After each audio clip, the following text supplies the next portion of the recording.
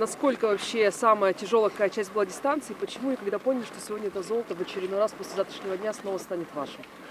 Не знаю, на второй половине дистанции, на Коньковой, не было таких ребят. Ну, были такие ребята, но никто не тянул группу. Шли все так размеренно, спокойно, никто не натягивал. Поэтому я решил предпринять попытку убежать за 500 метров до финиша, отработать финишный подъем и получилось сделать даже просвет и финишировать первым. Я очень рад этому. Слушайте, я могу ошибаться, но это же вы там подскользнулись на старте, да? Да. Насколько это вообще выбило, не выбило, наоборот разозлило? Нет, ничего подобного, просто спокойно встал и пошел. Впереди 30 километров, произойти может за эти 30 километров все что угодно.